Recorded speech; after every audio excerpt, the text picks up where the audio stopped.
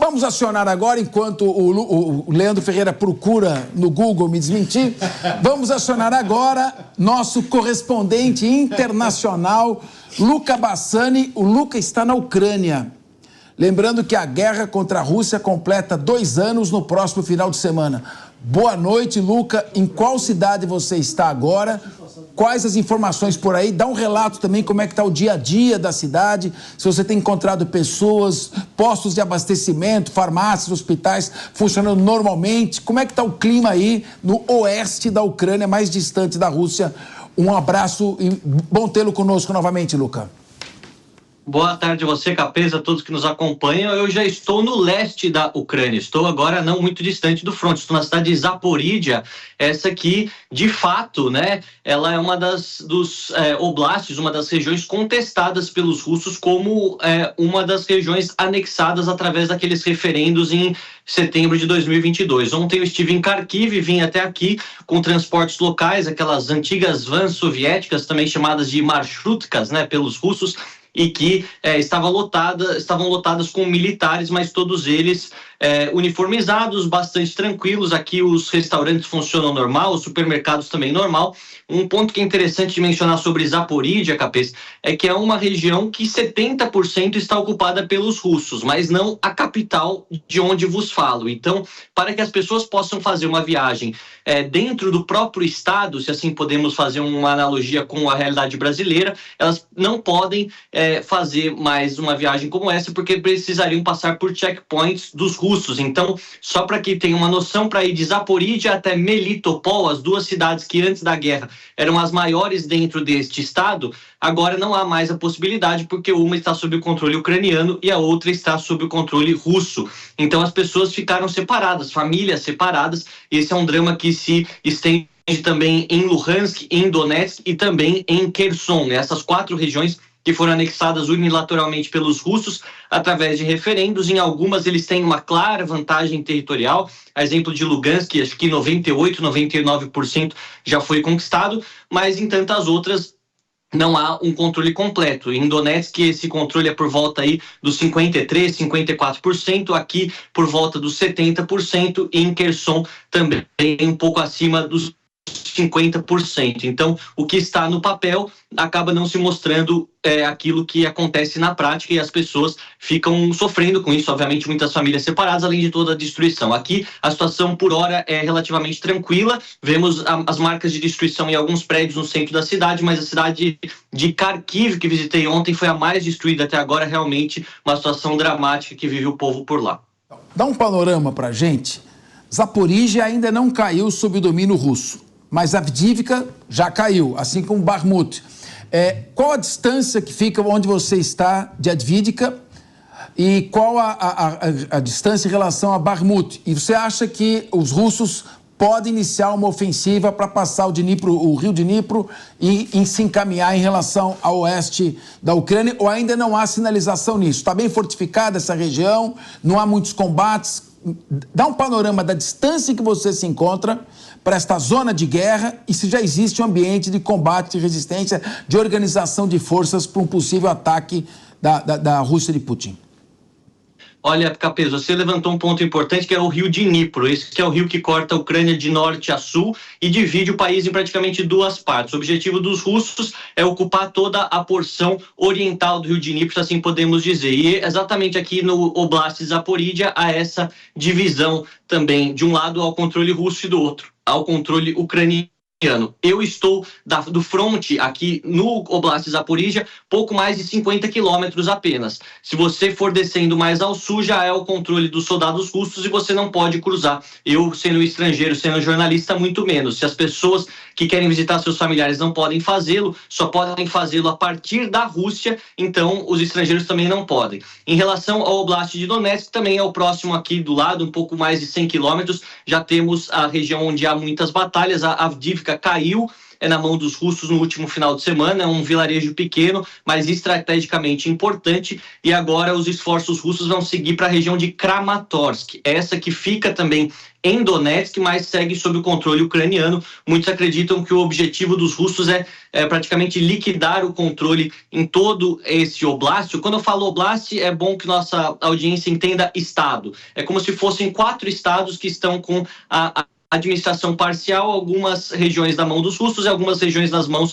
dos ucranianos. Então, Donetsk está praticamente meio a meio, mas os russos têm avançado, enquanto os ucranianos não conseguem recuperar nenhum tipo de território. Exatamente esse que tem sido o principal objetivo neste momento. Zaporíjia, as batalhas deram uma tranquilizada durante os últimos meses por conta da usina nuclear de Enerhodar, que é a maior usina nuclear da Europa, fica aqui também, mais ou menos uns 30 quilômetros de onde eu estou, e também a represa de Kakhovka, essa que foi explodida. Ninguém sabe ainda, pelo menos não há indícios conclusivos se foram os ucranianos, se foram os russos, mas foi uma tragédia ambiental generalizada, com muitos animais morrendo, inundações que deixaram muitas pessoas sem ter onde morar, além, é claro, da própria morte de muitos civis.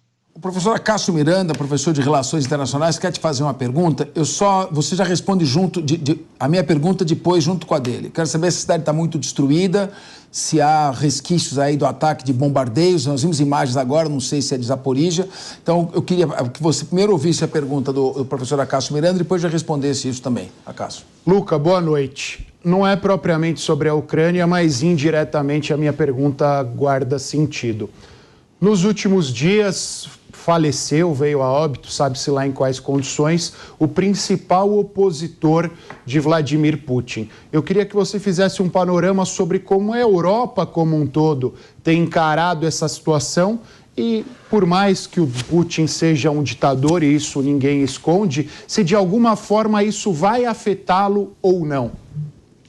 Olha, Cássio, essa questão com Alexei Navalny, ela é muito relevante no cenário europeu, porque os europeus foram que deram asilo a Navalny e a sua esposa, continuam dando, no caso, né? Navalny, quando foi envenenado em 2020, foi tratado na Alemanha. Ele foi envenenado com um agente nervoso chamado Novichok, que é utilizado pelos russos, e conseguiu sobreviver de maneira milagrosa, e quando retornou à Rússia foi logo preso. Mas dentro da Europa era visto como a única chance de oposição ao presidente Putin, porque de fato foi uma oposição política que conseguiu fazer com que as pessoas fossem às ruas, fazer com que as pessoas se mobilizassem de fato, não apenas uma oposição no papel, mas alguém que mobilizasse a sociedade. E agora não há nenhum político dentro do cenário da Rússia que tenha essa capacidade, seja através das vias legais, seja através das vias políticas, por ter carisma, por ter um convencimento por parte da população jovem, que é grande parte das pessoas insatisfeitas com o governo do presidente Putin.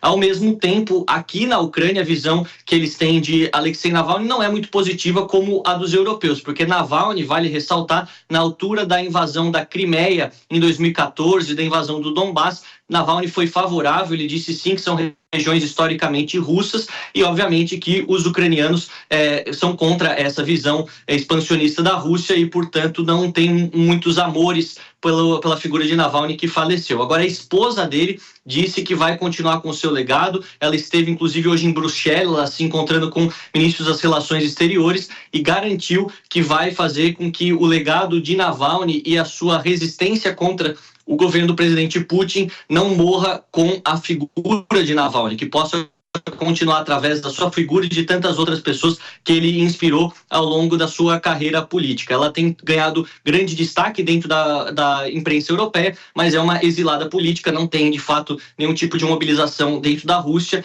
e também apenas as pessoas que foram prestar homenagens a Navalny durante a última semana, muitas delas foram presas. Cerca de 400 pessoas foram levadas pela polícia da Rússia por terem demonstrado algum tipo de afeto, algum tipo de apoio a Alexei Navalny, que morreu ainda de maneira misteriosa durante a última semana. Lembrando que não foi divulgada ainda a causa da sua morte, os laudos médicos, algo que a sua família espera, e também toda a nação russa e os seus simpatizantes.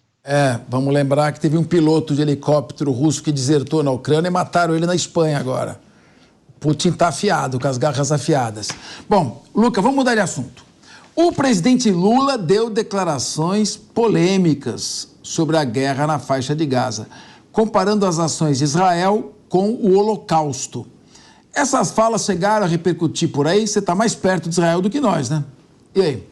Chegaram a repercutir de certa forma. Vale a gente mencionar que criticar a postura de Israel é sempre legítima. A operação militar conduzida por Netanyahu, com muitas mortes de civis, é obviamente algo que pode ser criticado e deve ser criticado pela comunidade internacional. Mas o erro do presidente está ao comparar com o Holocausto, com as mazelas do nazismo. O presidente Lula, que gosta muito de viajar, eu também gosto, mas acho que seria bom ele também ir para Treblinka, para Sachsenhausen, para Auschwitz e ver o que foram os campos de concentração nazistas para traçar um paralelo que seja justo. Aqui na Europa isso tem repercutido de maneira negativa, principalmente na Alemanha, que sempre quando as pessoas fazem esses falsos paralelos entre o nazismo, entre o Holocausto e algo que acontece no cotidiano atual, eles acabam repelindo, falando que não há como você trazer essas analogias nesse momento. Mas no caso ucraniano, Capes, é interessante mencionar que os jornais ucranianos dizem que o presidente comenta muito sobre a questão das mazelas da população civil de Gaza, que é algo legítimo, sim, que deve sim ser endereçado